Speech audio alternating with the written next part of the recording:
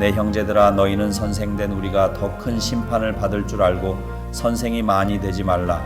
우리가 다 실수가 많으니 만일 말에 실수가 없는 자라면 곧 온전한 사람이라 능히 온 몸도 굴레 씌우리라. 우리가 말들의 입에 재갈 물리는 것은 우리에게 순종하게 하려고 그 온 몸을 제어하는 것이라. 또 배를 보라. 그렇게 크고 광풍에 밀려가는 것들을 지극히 작은 키로서 사공의 뜻대로 운행하나니 이와 같이 혀도 작은 지체로 돼 큰 것을 자랑하도다. 보라, 얼마나 작은 불이 얼마나 많은 나무를 태우는가. 불의의 세계라. 혀는 우리 지체 중에서 온 몸을 더럽히고 삶의 수레바퀴를 불사르나니 그 사르는 것이 지옥불에서 나느니라. 여러 종류의 짐승과 새와 벌레와 바다의 생물은 다 사람이 길들일 수 있고 길들여 왔거니와 혀는 능히 길들일 사람이 없나니 쉬지 아니하는 악이요 죽이는 독이 가득한 것이라. 이것으로 우리가 주 아버지를 찬송하고 또 이것으로 하나님의 형상대로 지음을 받은 사람을 저주하나니 한 입에서 찬송과 저주가 나오는도다. 내 형제들아, 이것이 마땅하지 아니하니라. 샘이 한 구멍으로 어찌 단물과 쓴 물을 내겠느냐. 내 형제들아, 어찌 무화과 나무가 감람 열매를 포도나무가 무화과를 맺겠느냐. 이와 같이 짠 물이 단물을 내지 못하느니라. 제가 부목사로 사역할 때 사역하던 교회에 고3 아이들이 몇 명이 있었는데 한 해 그랬다는 거예요. 매년 그랬다는 게 아니라 한 해에 한 대여섯 명 됐던 것 같아요. 고3이. 그 중에 두 사람이 신학대학교 신학과에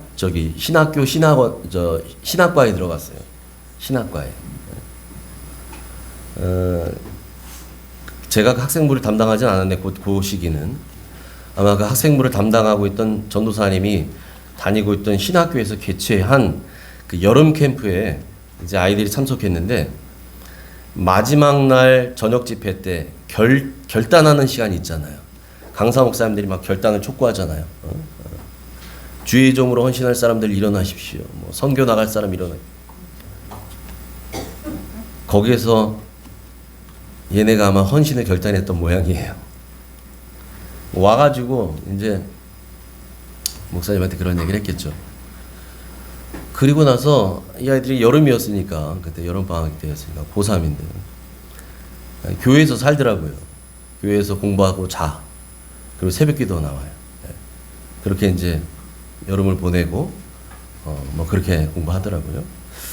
그러니까 뭐 교회에서는 뭐 성도님들, 목사님들이 막 칭찬이 자자하죠. 교회 자랑이 됐어요. 근데 저는 조금 우려스럽더라고요. 우려스러웠어요. 왜냐면 여러분, 하나님의 부르심은 어떤 분위기에 확 휩싸여가지고 막 감정에 의해서 결정되는 그런 거 아니거든요. 아니, 그러기 쉬워요.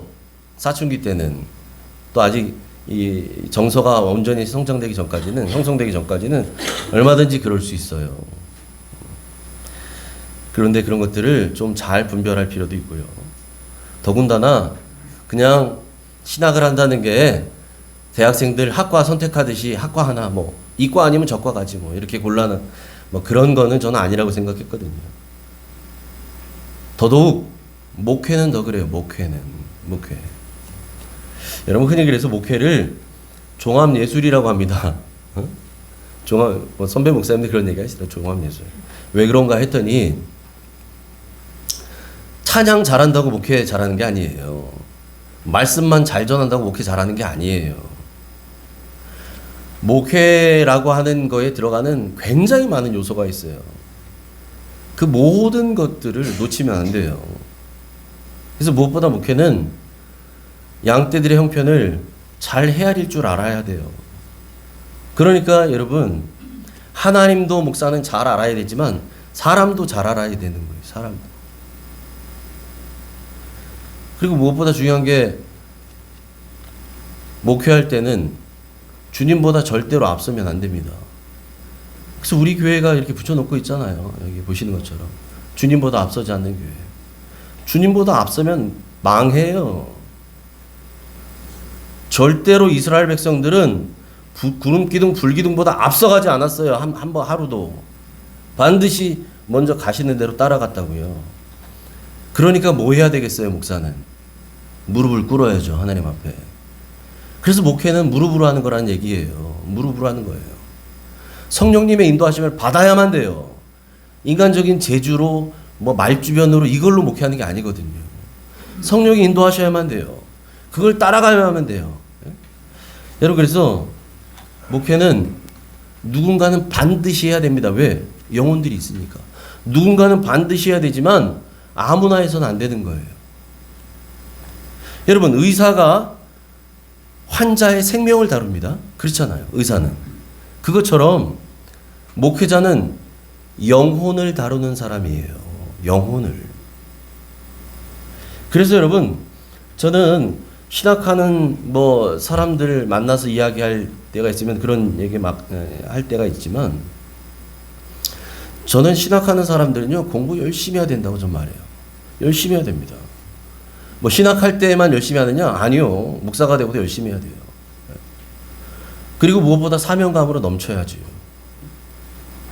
과거에는 여러분 그런 얘기 많이 했었어요. 부흥 강사 목사님들이 신학교 들어가 뭐 입학만 해놓고 산기도 다니고 전도하러 다녔다. 그리고 졸업했다. 뭐 이런 얘기를 자랑스럽게 하시더라고요. 뭐 과거에는 그게 됐는지 모르지만 여러분 요즘은 그렇게 하면 안 돼요. 여러분 생각해 보세요. 여러분이 아픈데, 몸이 아픈 환자가 돼서 병원 가야 되는데 의과대학 다니면서 맨날 놀러 다니던, 그러다가 어떻게 의사 자격증 합격은 했네. 그래서 간판 걸어놓고 병원 차렸네. 여러분 그런 의사한테 가서 여러분 몸 맡기고 싶은 사람 있나요? 그런 분이 있어요? 내가 아픈데? 그런 사람 아무도 없을 거예요. 환자라면 누구나 기왕에 나 가서 병원 가려면 명의를 찾아가지요. 다 그렇잖아요. 예? 여러분이 아프건 여러분 가족 중에 누가 아프건 뭐 해요? 어느 병원이 이거 잘 보나? 이 병을 어느 병원이, 어느 의사가 잘 보나? 이거 막 물어보잖아요. 그래서 대기하고 하는 거 아니에요? 그 사람한테 진료받으려고? 기왕에 진료받으려면 명의한테 받고, 명의한테 치료받고, 수술받고, 그러려는 거잖아요. 그게 모든 사람의 공통된 심리잖아요. 여러분 그런 면에서 성도들의 영혼을 책임져야 되는 목사라면 더더욱 잘 준비된 목사여야 됩니다. 그렇게 해야 돼요. 그리고 무엇보다 여러분 목사는 직분의 특성상 말을 많이 하잖아요. 저처럼 공적인 자리에서 설교를 하고 말씀을 전해야 되는 일들이 많다 보니까, 또 권면을 해드리고 상담을 해드릴 일들이 많다 보니까 말을 많이 할 수밖에 없어요. 그래서 더더욱 목회자는 말 조심해야 됩니다. 말 조심. 공석에서는 물론이고 여러분 사적인 자리에서도, 저도 우리 권사님들하고 뭐 여러 가지 평일에도 모임을 하고 만남이 있잖아요. 그런 자리에서라도 행여 말 실수하지 않도록 조심하고 또 조심해야 돼요. 그러니까 여러분 목사가 된다는 건 그만큼 잘 준비해야 된다는 것이고 그만큼 조심스러운 일이라는 거예요. 여러분 그래서 오늘 본문에서도 야고보가 뭐라고 권면하는가? 선생이 많이 되지 말라고 권면합니다. 1절 2절 같이 읽습니다. 시작. 내 형제들아 너희는 선생된 우리가 더 큰 심판을 받을 줄 알고 선생이 많이 되지 말라. 우리가 다 실수가 많으니 만일 말에 실수가 없는 자라면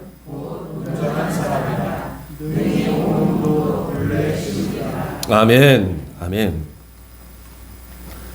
여러분 몰라서 말씀을 지키지 못한 거하고 알면서도 지키지 않은 건 이건 차원이 다른 얘기예요. 그죠? 네. 차원이 달라. 몰라서 그럴 수 있어요. 몰라서 그럴 수 있는데 여러분 알면서도 안 지켰다? 이건 괘씸한 거죠. 목회자는 사역자는 말씀을 누구보다 많이 하는 사람이에요.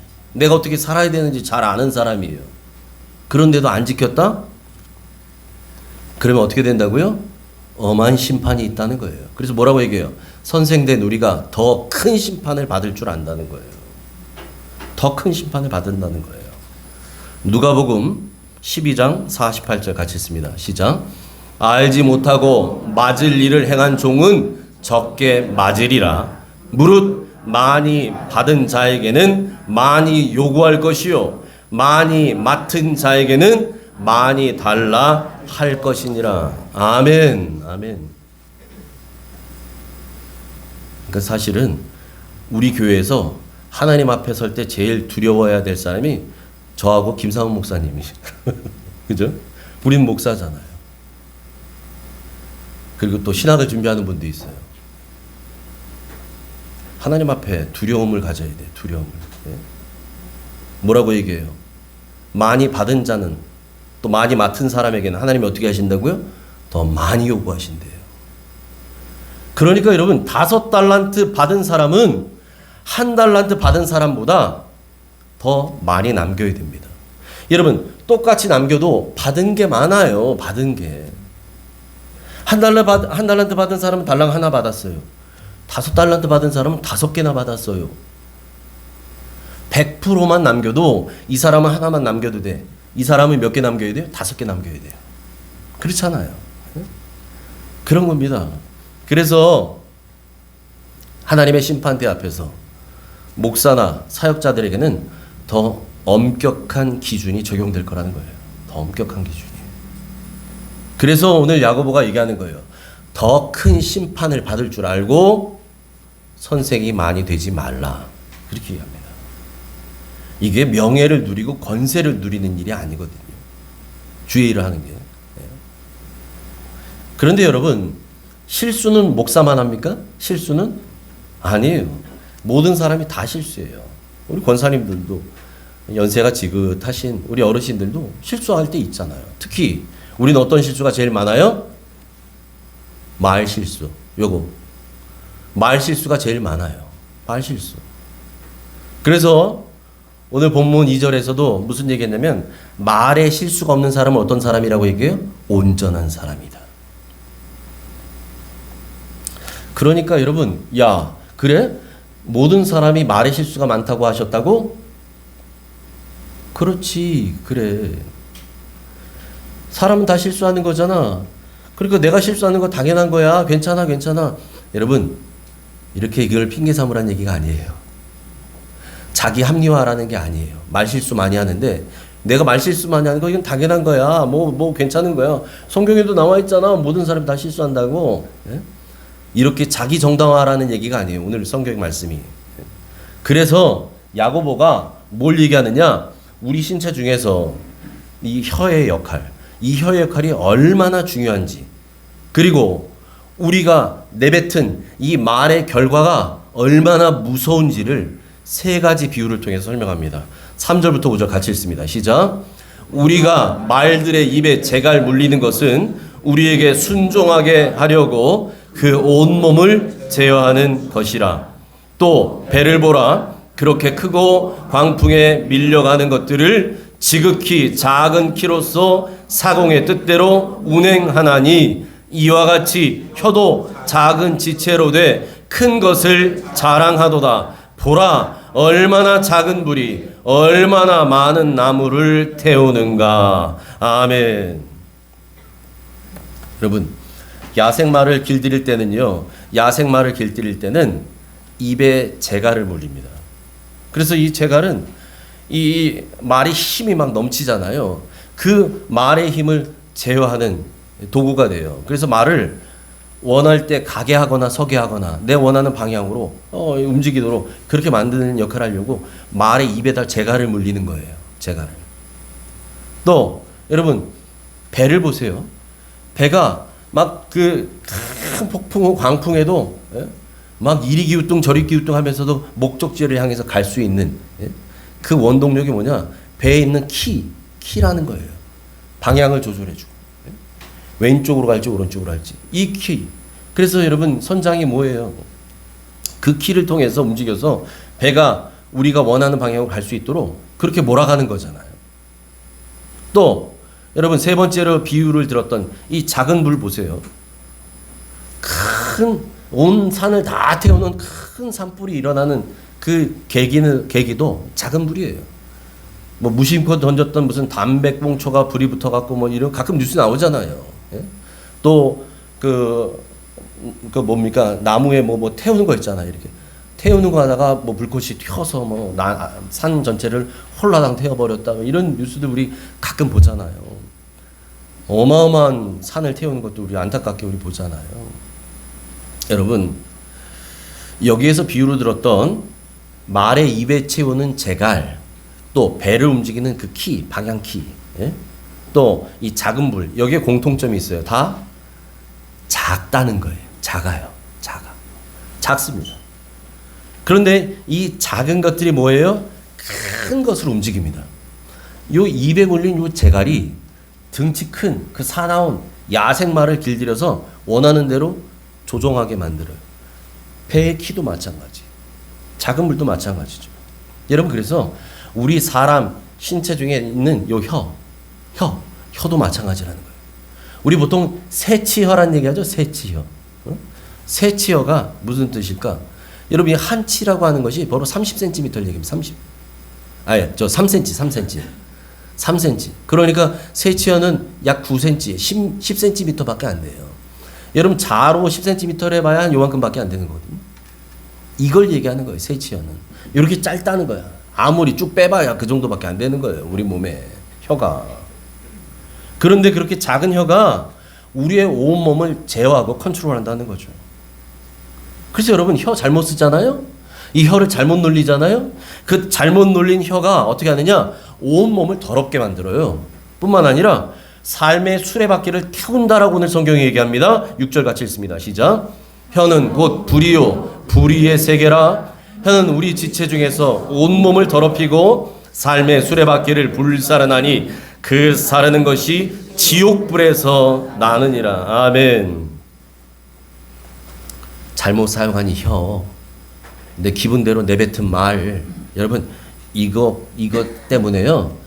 삶의 수레바퀴를 불사른다는 얘기는, 삶의 수레바퀴는 이게 히브리식 표현인데 인생의 전체 라이프 사이클을 얘기해요. 우리 인생의 전 인생, 내 인생 전체를 다 불살라 버린다는 얘기예요. 예? 그래서 그런 말이 있잖아요, 여러분.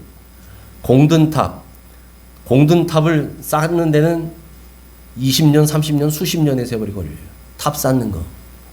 근데 이거 무너지는 건요, 순간입니다. 순간이에요. 한순간에 그냥 무너져 버려요.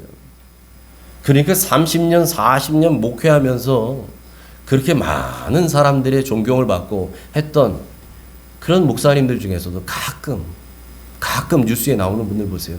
한순간 실수로 그 모든 것이 무너져 버리잖아요. 더 이상 목회가 안 돼요. 목회뿐만 아니라 더 이상 인간적인 제대로 된 정상적인 삶을 살기도 어려워져요. 그렇게 무너져 버리면 그렇게 되는 거예요. 여러분, 그래서 혀의 힘이 이렇게 대단하다는 겁니다. 우리 혀의 힘. 죽고 사는 것이 이 혀의 힘에 달렸다라고 성경은 말합니다. 잠언 18장 21절 시작. 죽고 사는 것이 혀의 힘에 달렸나니 혀를 쓰기 좋아하는 자는 혀의 열매를 먹으리라. 아멘. 여러분, 우리의 말 한마디가요, 사람 죽이기도 하고 살리기도 합니다. 그래서 죽고 사는 게 어디에 있다고요? 혀의 힘에 달렸대요. 이걸 바로 혀의 권세라고 합니다. 이게 혀의 권세예요. 가장 부드러워 보이고 가장 연약해 보이잖아요. 우리 혀. 얼마나 부드러워요. 그런데 이 부드럽고 연약해 보이는 이 혀가요, 입속에 감춰진 이 혀가 어떤 사람에게는 독이 되기도 하고요, 어떤 사람에게는 생명수가 되기도 해요. 그렇다는 거예요. 여러분, 그래서 혀를 어떻게 사용하냐에 따라서 인생이 완전히 달라집니다. 우리나라 외상외과 분야의 선구자로 불리는 분이 있어요. 외상외과. 여러분 많이 들어보셨을 거예요. 이국종 교수란 분이 있어요. 이국종 교수. 인하대학교 병원에 있다가 작년에 제가 보니까 대전 국군병원의 병원장으로 이번에 발령이 나서 가셨더라고요. 이분의 아버지가 6.25 참전용사인데 6.25 때 한쪽 눈을 잃었어요. 그리고 팔다리를 다친 장애 2급 국가유공자예요. 이 아버지가, 이분의 아버지가. 여러분 생각해 보세요. 가장이 전쟁 나갔다가 눈 하나 실명하고 팔다리를 다쳐서 못 써요. 장애인이 됐네요. 그러면 제대로 된 경제활동 할 수 있을까요? 그 가장이? 못하지요. 못하죠. 하다못해 막노동이라도 할 수 있겠냐고요. 그분이. 어렵지요. 어려워요. 그러니까 이 가정은 늘 가난했어요. 이 집이 늘 어려웠어요. 그래서 아버지가 술만 드시면 아들에게 미안하단 말을 늘 입에 달고 사셨대요. 아들아, 아버지가 미안하다. 여러분, 그 아버지가 미안할 게 뭐 있어요? 나라 지키다가 그렇게 됐는데. 근데 미안하다는 거예요. 아버지가 이 지경 돼서 아비 노릇 못해서 너희들이 힘들게 사는 게 아버지 미안하다. 그래서 이국종 교수가 중학생 때 축농증을 심하게 앓은 적이 있었다는 거예요. 그래서 이제 더 이상 안 되니까 버티다가 병원에 치료받으러 갔는데, 병원에 왜 이렇게 진료하고 접수할 때 이게 뭐 이렇게 내잖아요. 요즘에는 전 국민이 뭐 건강보험제도 이런 것들이 너무 잘 돼 있어서 뭐 그렇지만, 예전에는 그런 거 없을 때 뭐 보험 된 사람도 있고 안 된 사람도 있고 막 이러는데, 이 국가유공자 카드를 내미니까 간호사 표정이 이상하더라는 거예요. 결국 치료를 거부당했어요. 그래서 이 병원 저 병원 다니는데 치료를 못 받아. 안 해줘요. 왜? 돈 없는 환자라고 안 해주는 거예요. 여러분 상상이 요즘은 안 되죠? 예. 근데 몇십 년 전만 해도 그런 일들이 있었거든요. 예? 돈 없는 환자 해줬다가 치료비도 못 받을까봐 안 해주는 거예요. 이 어린 마음에 얼마나 큰 상처가 됐겠어요. 이 사람이. 그러다가 여러 병원 다니던 끝에 드디어 그의 인생을 바꿔준 의사분을 만나게 됩니다. 이학산이라고 하는 외과 의사인데요. 그분이 이 어린 이국종이 딱 낸 그 뭡니까 국가유공자 카드를 보더니 이렇게 말했다는 거예요. 야, 너 아버지 정말 자랑스럽겠구나. 너희 아버지가 정말 자랑스럽겠구나. 이 아이는요, 한 번도 아버지를 자랑스럽게 여긴 적이 없어요. 예전에 우리 아버지 전쟁 때 뭐 이랬다더라 한 얘기는 알지만, 그래서 내가 지금 어떻게 사는데, 그래서 우리 가족이 지금 어떻게 사는데, 아니, 돈 없어서 치료도 제대로 못 받고 있는데 뭐가 자랑스럽냐는 거죠. 여러분, 그렇게 살고 있었는데 늘 정말 사회에서 아웃사이더 같은 소외된 자처럼 그렇게 아플 때 치료도 제대로 받지 못하는 그런 인생으로 살고 있었는데, 그 의사 선생님 말 한마디 듣고서 생각이 바뀌는 거예요. 그랬더니 이 의사분이요, 치료비도 안 받고 무료로 그냥 치료를 다 해줬어요.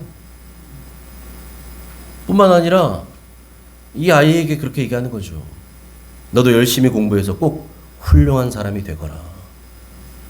그럼 격려의 말까지 듣고 나옵니다. 그랬더니요, 여러분, 그분의 이 한마디가 오늘날 우리 대한민국 국민이 다 알고 있는 가장 존경하는 의사 이국종을 만들었어요. 그 한마디가.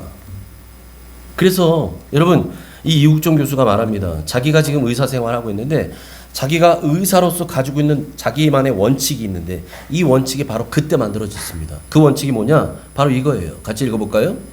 환자는 돈 낸 만큼이 아니라 아픈 만큼 치료받아야 한다. 이게 이국종 교수가 갖고 있는 의사로서의 자기 원칙이라는 거예요. 환자는 돈 낸 만큼 치료받으면 안 된다. 그러면 돈 많은 사람만 치료받는 거잖아요. 가난한 사람 치료 못 받잖아요. 그러면 안 된다는 거예요. 아픈 만큼 치료받아야지. 아픈 만큼. 여러분, 내가 해준 용기의 말 한마디가 누군가의 인생과 운명을 바꿀 수도 있습니다. 이처럼. 여러분의 말은 용기를 주는 말, 격려해 주는 말, 사람 살리는 말이 되기를 축복합니다. 아멘. 그런데 여러분, 혹시 여러분 중에는 한 입으로 하나님을 향한 찬양과 함께 저주가 나오는 사람 없나요? 저주. 9절부터 10절 같이 읽습니다. 시작. 이것으로 우리가 주 아버지를 찬송하고 지음 받은 사람을 저주하나니 한 입에서 찬송과 저주가 나오는도다. 내 형제들아, 이것이 마땅하지 아니하니라. 아멘. 아멘. 하나님을 찬양. 오늘 우리 막 찬양했잖아요. 하나님을. 예? 이따 설교 끝나고도 또 찬양할 텐데 하나님을 마음껏 찬양합니다. 여러 가지 가사로 내 신앙 고백으로 하나님을 막 찬양해요. 그렇게 찬양했던 요입 가지고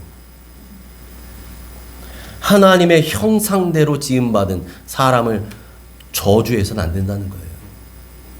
여러분, 하나님을 찬양했던 입을 가지고 그 하나님의 형상대로 빚어진 사람, 이건 하나님을 저주하는 거예요. 겉과 속이 다른 거죠. 앞뒤가 다른 거예요. 이걸 가식적인 거라고 얘기해요. 가식적인 신앙인이에요. 하나님을 찬양을 막 할렐루야 할렐루야 하다가 돌아서선 사람을 욕하고 험담하고 비난하고 저주해요. 제가 만일 여기에서 강대상에서 설교 다 마치고 내려가서 제가 누군가를 향해 막 욕을 해야 된다고 여러분 생각해 보세요. 저를 어떻게 보시겠어요, 여러분이? 만일 주일 대표기도 막 하셨던 뭐 집사님, 권사님 이런 분이 예배 다 끝나고 나서 사람들 모아놓고 목사 욕하고 성도들 욕한다고 생각해 보세요. 기도할 때는 하나님 아버지 막 기도했는데 얼마나 가식적으로 보일까요? 여러분, 자연 만물도 그렇게 안 한다는 거예요. 자연도. 그래서 성경에 말합니다. 11절 같이 읽습니다. 시작. 샘이 한 구멍으로 어찌 단물과 쓴물을 내겠느냐. 내지 않는다는 거죠. 샘이 한 구멍에서 단물도 나오고 쓴물도 나오고 이런 건 없어요. 이건 순리기 때문에 그러지 않아요. 이건 자연의 법칙입니다. 먹을 수 있는 물이 나오는 옹달샘에선 계속 먹을 수 있는 말 내죠. 먹을 수 없는 물을 내는 그 샘의 구멍에서는 여전히 계속 먹을 수 없는 물만 내지 먹을 수 있는 물을 내지는 않아요. 그런데 사람은 그런 자연 법칙에도 위배되는 짓을 하고 있다는 거예요. 한 입으로 하나님 찬양하고 또 돌아서서는 하나님, 내가 찬양했던 그 하나님의 형상대로 지어진 사람, 그 빚어진 사람을 저주하기도 한다는 거죠. 여러분, 도대체 우리 왜 이렇게 살까요? 여러분들이 그렇다는 게 아니라 왜 그런 짓을 할까요? 왜 그럴까요? 내가 저주하는 것이 어떤 결과를 가져오는지를 모르기 때문에 그렇습니다. 시편 109편 17절 18절 같이 읽습니다. 시작. 그가 저주하기를 좋아하더니 그것이 자기에게 임하고 축복하기를 기뻐하지 아니하더니 복이 그를 멀리 떠났으며 또 저주하기를 옷 입듯 하더니 저주가 물같이 그의 속으로 들어가며 기름같이 그의 뼛속으로 들어갔나이다. 아멘. 여러분, 남 험담하기 좋아하고 욕하기 좋아하고 저주하기 좋아하는 사람은 이걸 알아야 됩니다. 내가 험담했던 그 말, 내가 남 욕했던 그 말, 내가 누군가를 저주했던 그 말, 이 말은 전부 나에게 돌아옵니다. 나에게 돌아와요. 뭐라고 얘기해요? 그가 저주하기를 좋아하더니 그것이 어디에게 가요? 자기에게 임해요. 자기에게. 자기에게 돌아와요, 여러분.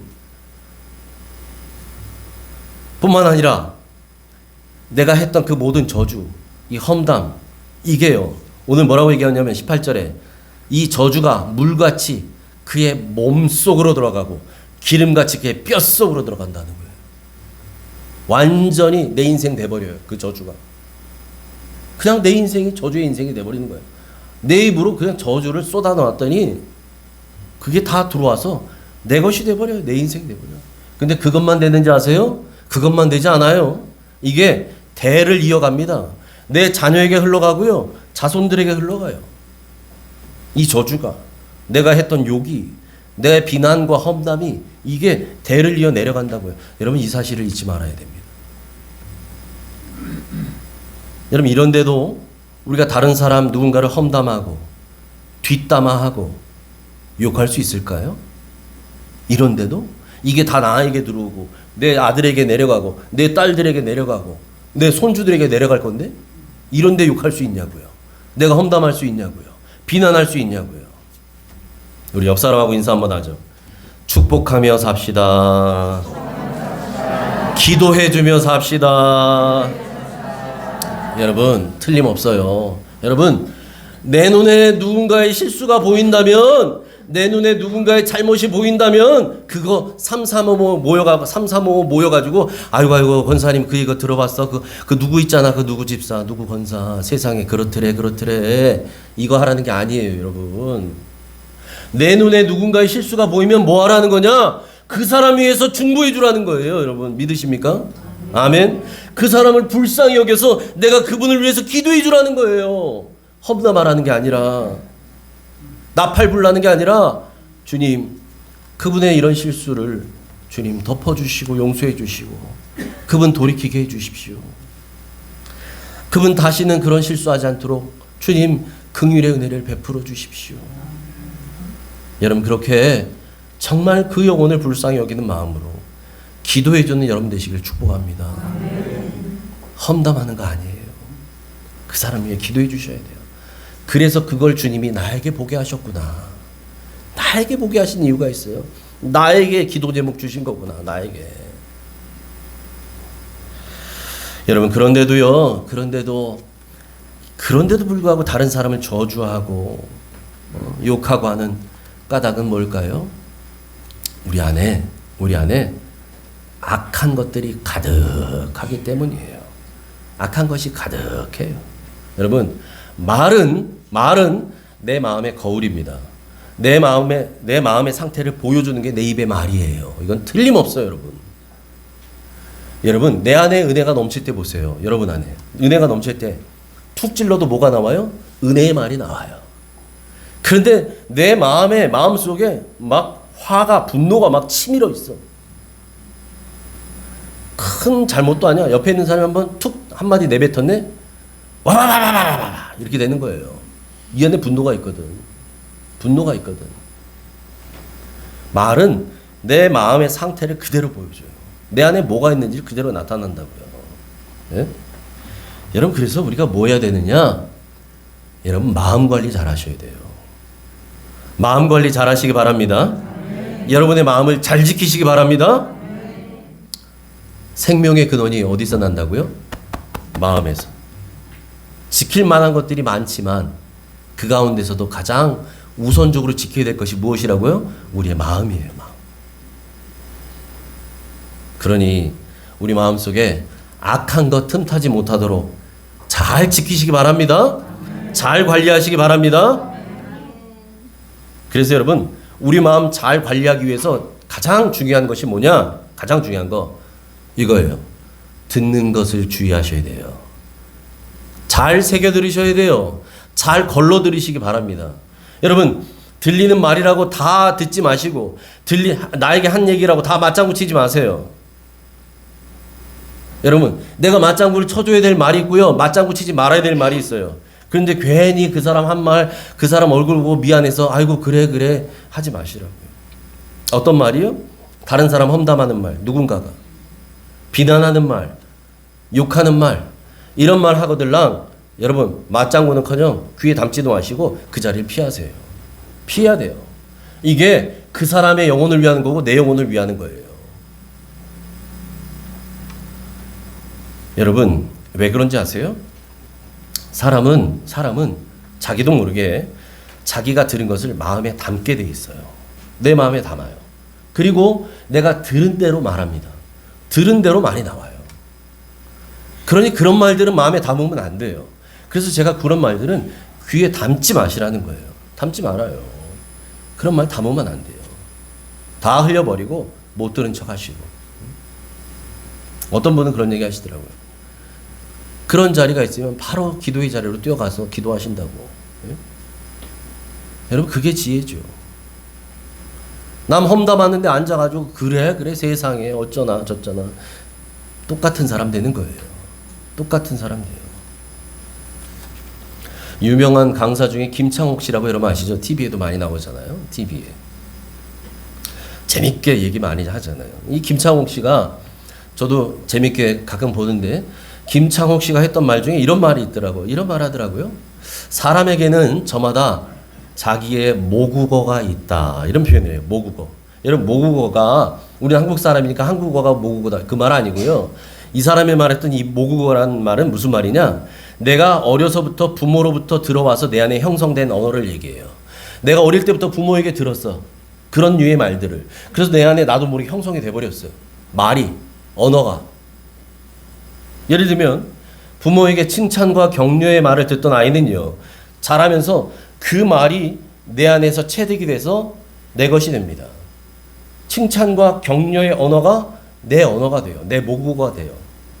그런데 부모에게 욕을 듣고 늘 부정적인 말을 듣던 아이는요, 자라면서 나도 모르게 그런 부정적인 언어가 내 언어가 돼버려요.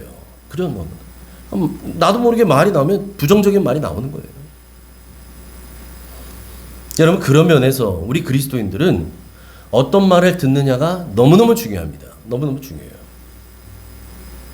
여러분, 요즘같이 들리는 말이 많은 때도 없을 거예요. TV, 라디오, 뭐 휴대폰, 뭐 인터넷, 뭐 유튜브, 뭐 별 말들 다 나오잖아요. 별 소식 다 나와요. 유튜브는 원래 그런 거 있잖아요. 뭐 알고리즘이라고 하나? 내가 하나 부정적인 거 보면 계속 부정적인 것만 계속 보여줘. 얘는 또 긍정적인 거 보면 계속 긍정적인 것만 보여줘. 아하, 이 사람 취향이 부정적인 거구나. 계속 부정적인 것만 보게 해요. 완전히 부정적인 사람 바뀌어버리죠. 긍정적으로 바뀌고. 여러분, 우리 그리스도인들은 어떤 말에 귀를 기울여야 될까요? 사탄의 속삭임에는 귀 닫기 바랍니다. 사탄의 속삭임이 있어요, 여러분. 사탄의 속삭임. 내 동료의 입을 통해서 나에게 주는 사탄의 속삭임이 있을 수도 있고요. 내 가족을 통해서 또는 내 마음 속에서 마음의 소리로 나에게 속삭여요. 하와가 어떻게 넘어갔어요? 뱀의 속삭임에 귀를 기울여 버렸거든요. 뱀의 속삭임에. 야, 진짜 하나님이 동산 중앙에 있는 나무의 실과를 먹지 말라고 했냐? 그거 먹으면 하나님같이 되는 것 때문에 그런데 너 알고 있니? 거기에 넘어가 버려요. 여러분, 우리는 마귀의 속삭임에는 귀를 닫아버리시고 성령의 음성에만 귀 기울이시길 바랍니다. 아멘. 여러분, 입으로 먹은 것은 배로 가고요, 귀로 들은 것은 마음으로 갑니다. 이건 틀림없는 사실이에요. 입으로 먹은 것은 배로 가요. 많이 먹으면 배 나와요. 네? 귀로 들은 것은 어디로 가요? 마음으로 가요. 여러분의 마음으로 갑니다. 그래서 여러분 마음에는 아름다운 언어들로만 가득 채워지기를 바랍니다. 믿음의 언어, 성령의 언어, 하나님의 말씀들로만 가득 채워지기를 소망합니다. 그러니까 여러분 마음속에는 그 언어들이 믿음의 언어, 성령의 언어, 하나님의 말씀들만 가득 차 있으니까 여러분의 입을 통해서 나오는 말들은 어떤 말일까요? 향기가 나는 말, 천국의 언어들 되기를 축복합니다. 그래서 여러분을 만나는 사람들마다 여러분들의 입을 통해서, 여러분들의 말을 통해서 그들의 영혼이 살아나고 또 믿음이 굳건해지고 위로와 회복을 경험하며 천국의 기쁨을 맛보는 사람들 되시기를 주님의 이름으로 축원합니다. 아멘. 하나님 아버지 감사합니다. 하나님, 오늘 우리에게도 말씀하여 주시고 깨닫게 하여 주시니 감사합니다. 하나님, 세상에 참으로 많은 말들이 있습니다. 많은 언어가 있습니다. 그리고 우리도 많은 말을 합니다. 그런데 죽고 사는 것이 혀의 힘에 달렸다고 했습니다. 우리 말 한마디 때문에 누군가를 살리기도 하고 누군가를 죽이기도 한다는 것인데, 주님, 우리의 말은 살리는 언어가 되게 하여 주옵소서. 주님, 바라기는 우리 입에서 나오는 이 험담, 비난, 저주, 욕, 이 모든 것들은 결국 나에게 돌아오고 내 인생이 되어버리고 내 자녀들에게 흘러간다는 이 절대절명의 이 귀중한 진리를 잊어버리지 않게 하여 주옵소서. 그러기에 우리 입술에 파수꾼을 세워주셔서 우리 입에는 냄새나는 말들은 없어지게 하시고 사탄의 언어들은 사라지게 하시고 이제는 성령의 언어들만, 믿음의 언어들만, 그리고 하나님의 말씀으로만 충만하게 하여 주셔서 향기나는 아름다운 모국어를 가진 천국의 언어들만 나오는 가장 아름다운 사람들 되게 하여 주시옵소서. 예수님 이름으로 감사하며 기도하옵나이다. 아멘.